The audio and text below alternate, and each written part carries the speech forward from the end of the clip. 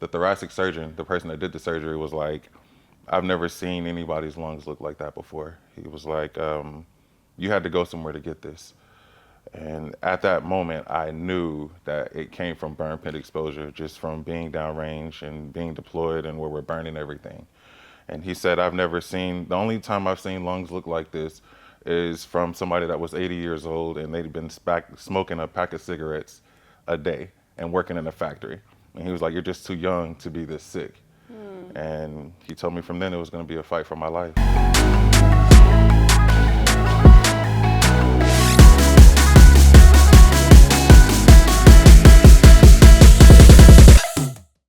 Today's guest is the definition of perseverance through life's trials and tribulations. He is an Air Force hero who has served our country for over 14 years. And in 2020, at the age of 32, he received news that changed his life forever. He was told that he had stage 4 cancer. Here to tell his story today is Xavier Tripp Sanders. Thank you so much, Tripp, for being here. Thank you for having me. Thank you for having me. I really appreciate you coming and sharing with us today. Definitely, definitely. Yeah. How are you feeling today? Today, man, I feel great. I'm blessed. Good. I'm blessed to be here. That's amazing. Always a blessing to be here. I want to know first, what inspired you to enter the military and serve our country? So honestly, what inspired me to join the military was I was in school, obviously cutting up and blowing money. So I decided to make a mature decision for myself and just do something that was going to better me. And my parents were both in the military, so I figured it was an easy solution for me to kind of get my life straight. That's so good. And so since you've been in the military, when you first made that decision to join, what did it feel like? Did you feel like this is what I'm supposed to be doing? This is my purpose? You were happy that you made the decision? Yeah, I was definitely happy that I made the decision because for one, I was earning I was earning my own money, and then I was responsible for only me. So I was being taught a trade that I could take into the new world, and that was that. Yeah.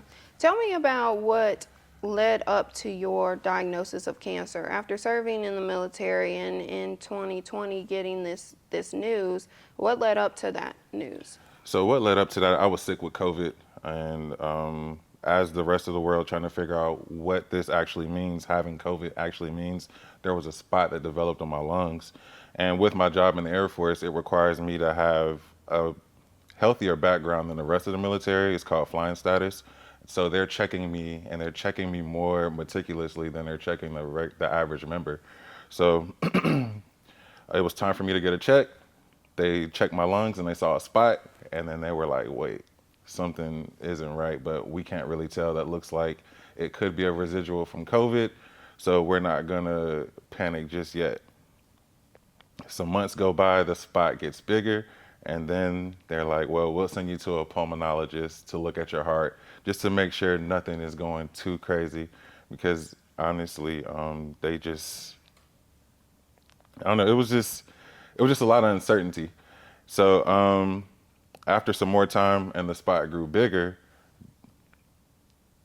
they just decided, after the spot grew bigger, it was decided that the spot was starting to get alarmingly big. So then that's when they decided to do a biopsy. I was cool with the biopsy. After the biopsy, well, leading up to the biopsy, I'm not even really knowing what a biopsy is because I've never been that sick in my life. I've never experienced anything. Like, the most I've ever had is probably like a fractured arm or something like that. So I've never really had to go back and forth with doctors like that or just be involved with specialty docs like that. So then I get the biopsy, thinking I'm about to be back at work in 2 weeks.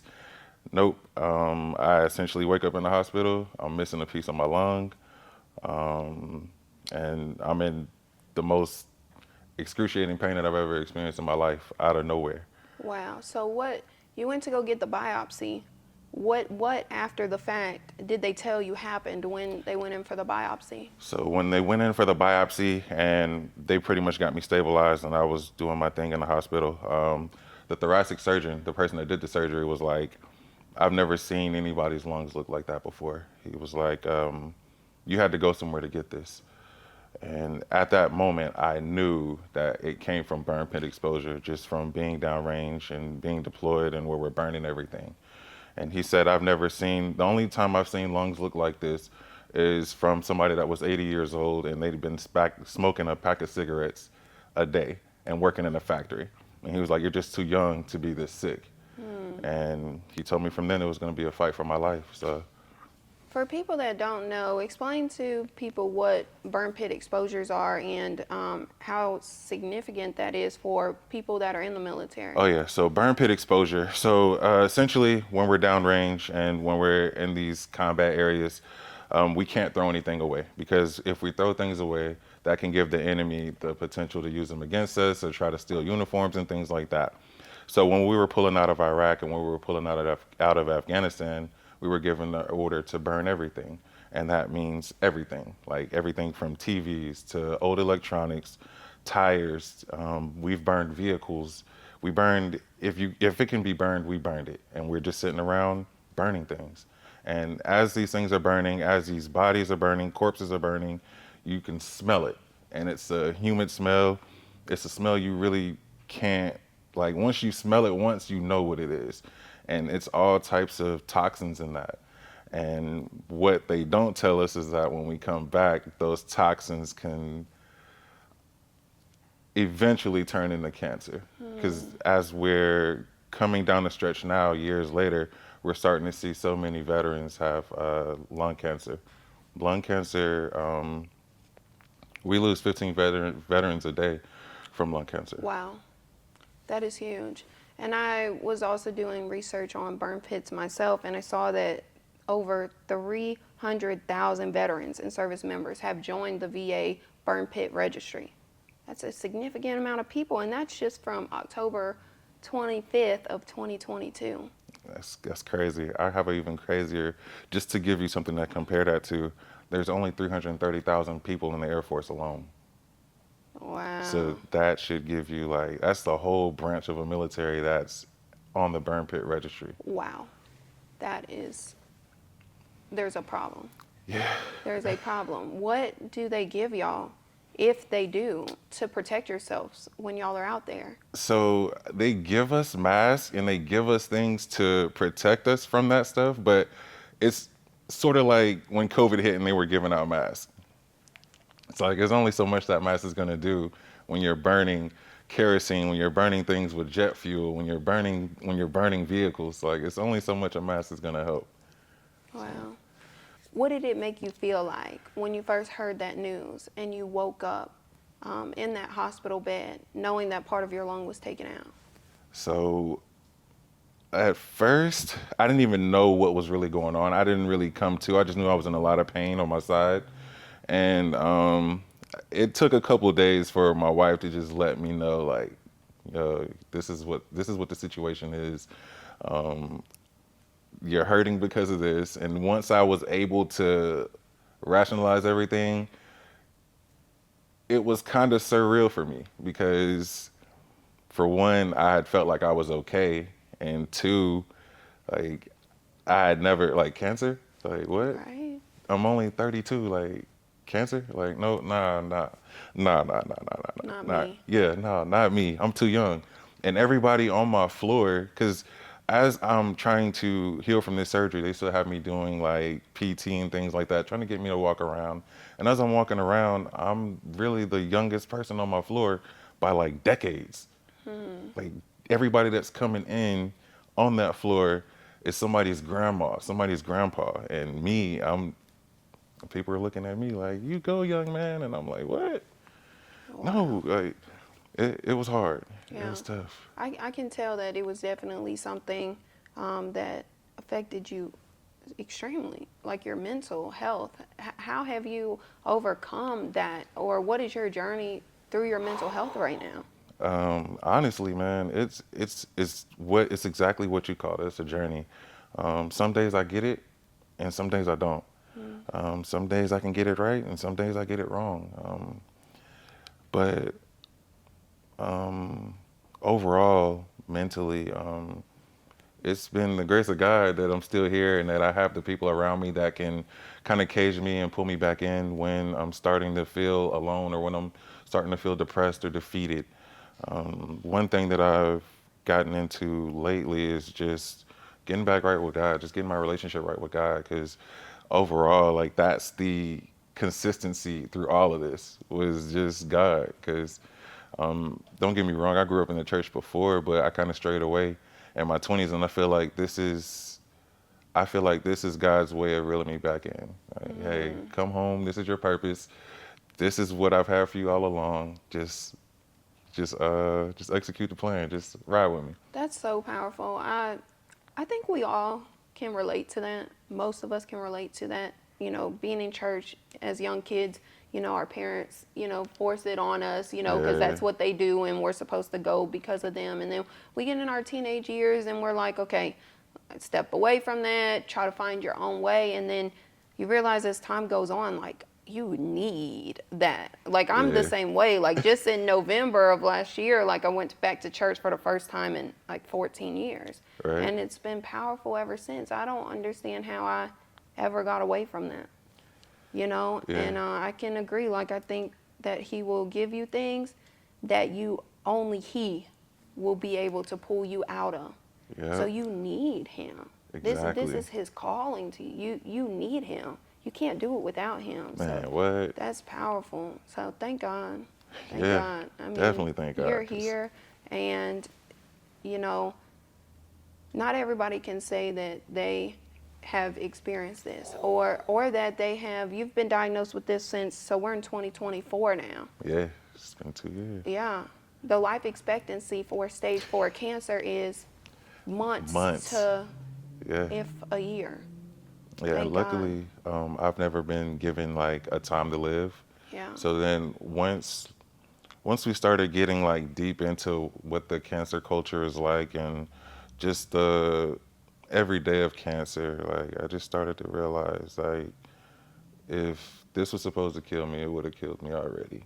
This is just a test from God to just get me right and get me humbled and get me doing what He needs me to do. And honestly, at this point in my life, I'm open and willing to accept that and walk that path. So, and that's What- what's been comfortable for me. What got you to that acceptance? Because I even saw that you've had tumors on your brain. Yeah. It's spread to your liver. It's in your lungs. Like, how do you at 34 now just find comfort in what the process and the plan from God is? My praying family, honestly, praying fans and family. They've been praying for me from the jump. I'm a believer in God. I believe that God has the last say so. I've seen man fail many times, and doctors do get it wrong. And again, if this was something that was supposed to kill me, it would have killed me, and it didn't. So I woke up with all of my senses today. I woke up with all of my functions, and I can't be mad at anything that has happened. Each day is a blessing for me, and each day is a new day that I get to fight. I love that. Thank you. For anyone that can't find the silver lining in life, you know, feels like they've got it so bad off, what is your advice to them to find that gratitude in just the small things? Man, on your darkest day, just think somebody would want to be in your shoes. Because on my darkest day, I know I'll never forget it. On my darkest day, I know I wasn't alone, and I knew that what I was thinking wasn't supposed to happen, and my tribe instantly was able to reach out to me and kind of coddle me back in, and that's what's important. We don't go through things alone, and one thing I've had to learn through this journey is that I don't do it alone. I can't do it alone, and I shouldn't try. And because every time that I've tried, I've ended up worse off than before. And the whole time the answer was right in front of me. It was my family with an open hut, with open arms, you know what I'm saying? And it took a lot of pride to actually break down and say, I need help, or hey, I'm struggling with this. But you just after so long, you just know what right feels like. You know what I'm saying? So I think you said something really important. It's so hard for men to be vulnerable and to take that role on. I need you to be my strength. I'm weak right now. I need help. That's so hard to say, but we as, even when our kids are growing up, we tell little boys that they can't cry, that they have to be strong, that, boys don't do that. And we create a problem when they grow up where they don't feel safe to do that because we haven't allowed them to do that. So yeah, I think like knowing that and finding your tribe and people that you can be that way with, that's a beautiful experience. definitely. Yeah. Definitely.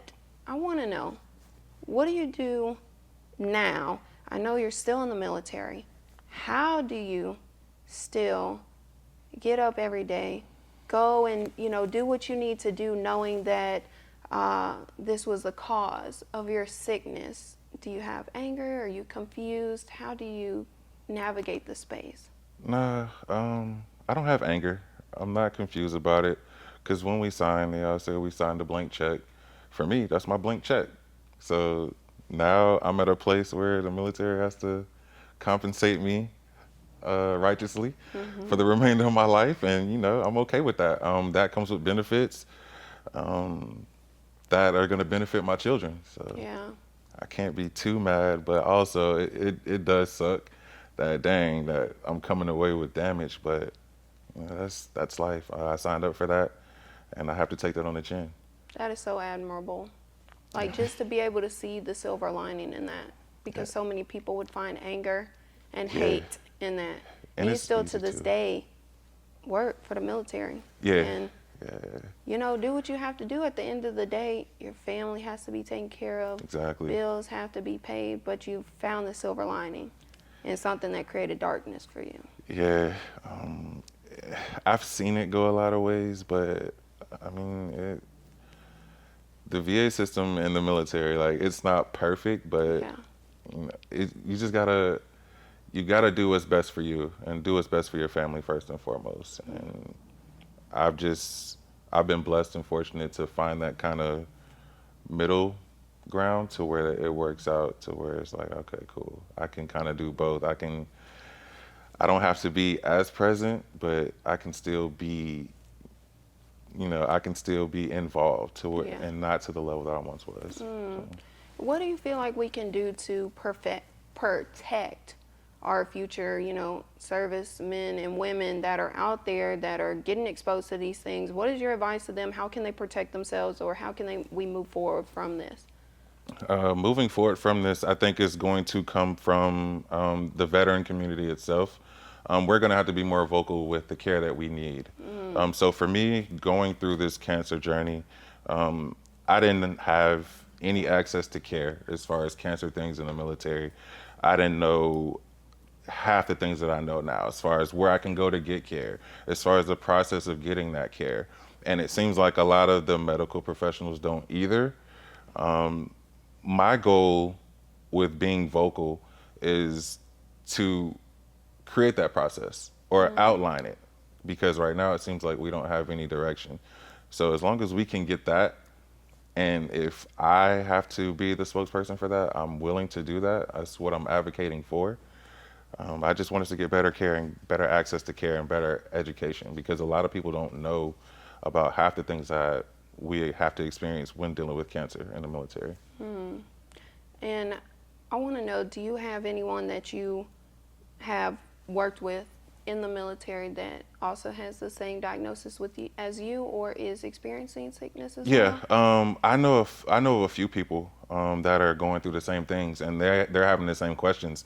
And actually, we came about it different ways. So when it was brought out, well, when I came out and I announced to everybody that, hey, this is what I've been dealing with the military. I have stage 4 lung cancer. These are the hurdles that I've been running into. People come in my DMs in my inbox all the time, like, wow, this is exactly what I went through.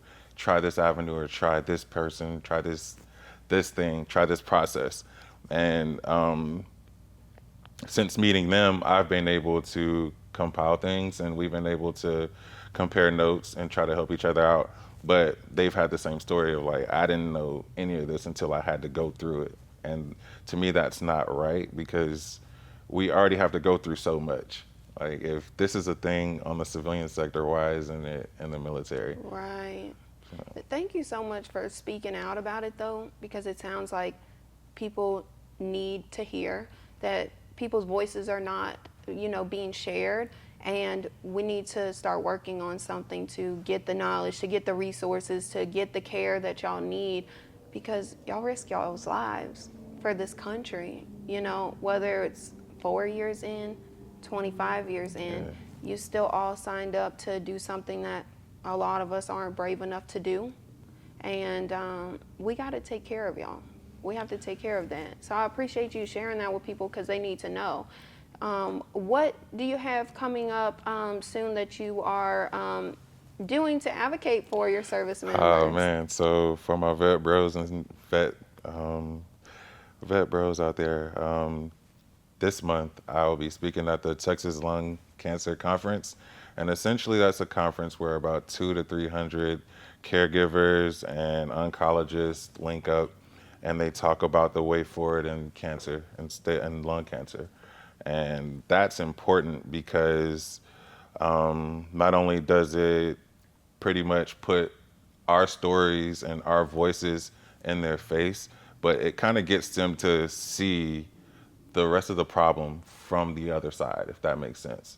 So as an oncologist, they're probably just looking at it head down, like, I'm trying to beat cancer, I'm trying to beat cancer. But when you actually see that face, you actually hear that story, which is what I'm gonna give them, that I think is gonna give them a different spin or a different kind of motivation under them, I guess. Yeah, when people see, when they can personalize with Exactly. something, relate to someone, see that you are like not just a number on Exactly. their chart, on their board, but that you're an actual person with a real family, with real feelings, with a real Exactly. life. It makes a difference. It puts fuel under people, to do what they need to do.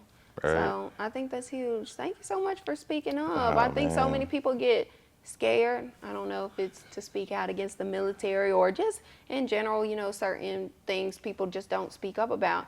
And we have to have the people that are not scared to be bold so that we Exactly. can grow. Exactly. Yeah. Cause Because I had no idea.